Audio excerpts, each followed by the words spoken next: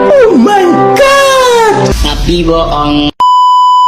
Aku hanya memikirkan satu peraturan penting. Kenapa kau lakukan hari ini kalau kau bisa melakukannya besok? Few moments later.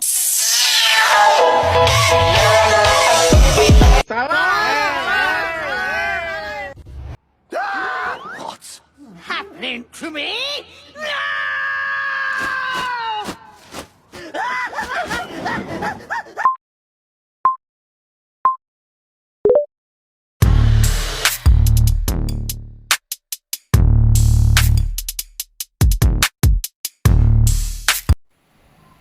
Hai guys, perkenalkan nama saya Cici Sukayesi dari kelas 12-4.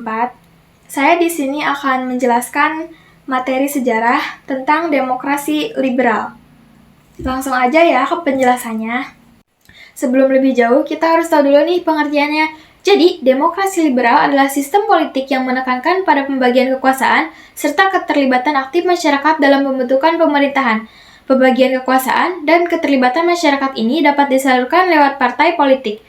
Ciri-ciri dari negara dan pemerintahan dengan konsep demokrasi kepartaiannya, sistem kepartaian yang dianut pada masa demokrasi liberal adalah sistem multipartai, multiparti. Sistem multipartai sendiri adalah sistem politik yang menjamin kebebasan bagi masyarakat untuk membentuk partai politik. Lawan dari multipartai adalah sistem satu partai, one party. Kalau kita lihat nih dari sejarahnya, partai politik di Indonesia pada tahun 190 itu ada banyak banget, ada sekitar 56 partai politik.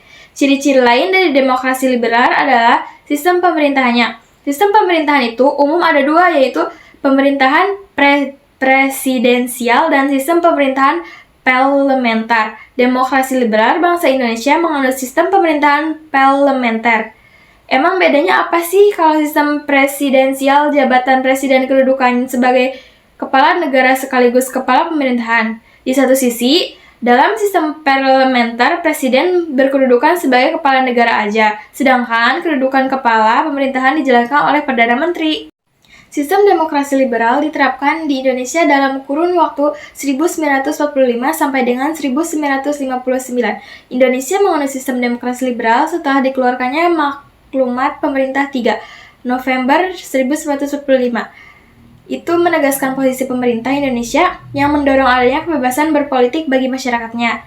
Namun, karena sejak proklamasi kemerdekaan terjadi revolusi Indonesia, maka sistem ini baru benar-benar berjalan sejak Indonesia kembali ke negara kesatuan pada 1950.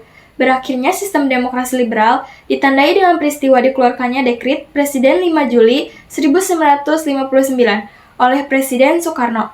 Sejak saat itu, pemerintahan dan politik Indonesia menerapkan konsep demokrasi terpimpin. Tapi gimana sih latar belakang demokrasi liberal ini? Latar belakang demokrasi liberal setelah proklamasi dibacakan, tokoh-tokoh yang jadi anggota PPKI, Panitia Persiapan Kemerdekaan, membentuk KNIP atau Komite Nasional Indonesia Pusat sebagai lembaga sementara yang menjalankan fungsi pemerintahan. Dalam salah satu rapat KNIP, Presiden Soekarno mengusulkan buat dijadikan Indonesia sebagai negara satu partai atau partai tunggal. Usulan ini terus dapat penolakan terutama dari golongan muda.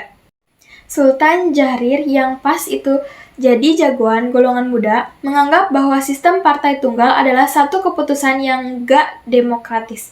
Akhirnya, Wakil Presiden Hatta mengeluarkan Maklumat Pemerintah 3 November 1945 yang mengizinkan masyarakat umum membentuk partai politik.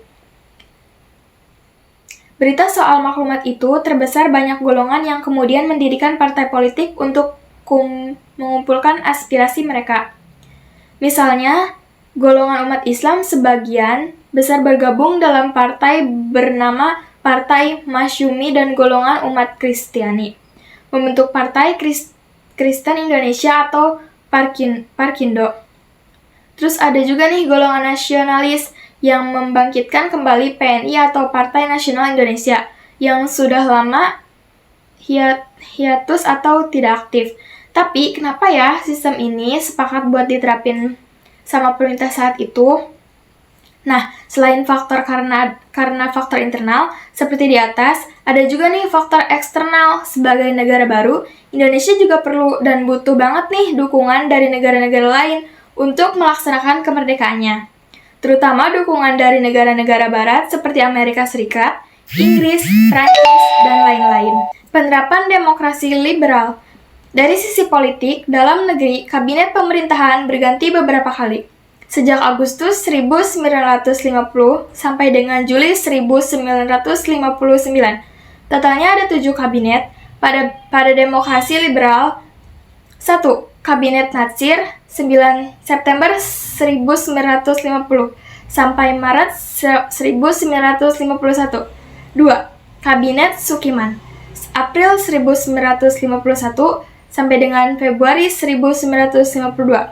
3. Kabinet Wilopo April 1952 sampai dengan Juni 1953.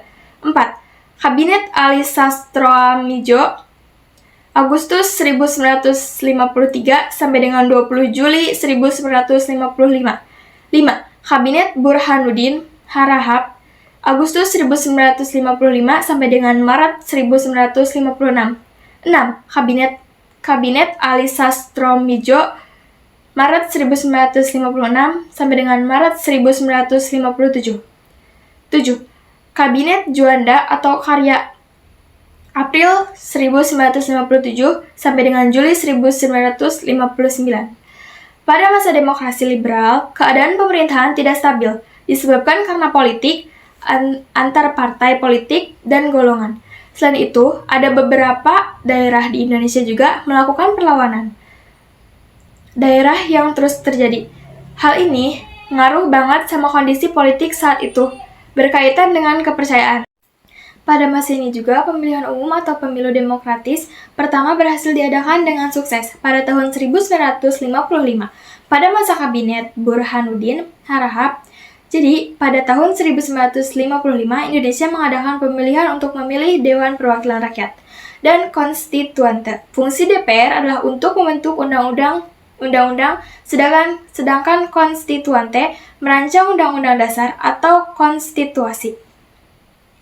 Akhir dari demokrasi liberal, konflik partai sepanjang tahun ini selain berpengaruh pada stabilitas politik juga berdampak pada jalannya kebijakan pemerintah. Kabinet berganti, jadi arah kebijakan juga berganti-ganti dan membuat penerapan kepada masyarakat juga terhambat. Kabinet hasil pemilu yaitu Kabinet Ali Sastroamidjo II juga masih belum bisa mengatasi masalah konflik antar partai politik ini. Kebijakan-kebijakan yang dikeluarkan banyak yang tidak sejalan dengan ideologi partai-partai yang ada di dalam kabinet. Melihat hal itu, Presiden Soekarno kemudian turun tangan dengan mengambil keputusan. Soekarno mengeluarkan konsepsi Presiden pada Februari 1957, yang salah satunya berisi tentang pembentukan kabinet gotong royong yang terdiri dari berbagai partai politik di DPR. Hal ini yang kemudian disusul oleh bubarnya Kabinet Ali Sastroamidjo II pada Maret 1957. Kabinet baru yang dibentuk sesuai dengan gambaran dan rencana Presiden Soekarno kemudian disebut nama Kabinet Karya atau di kemudian hari lebih dikenal sebagai Kabinet Juanda.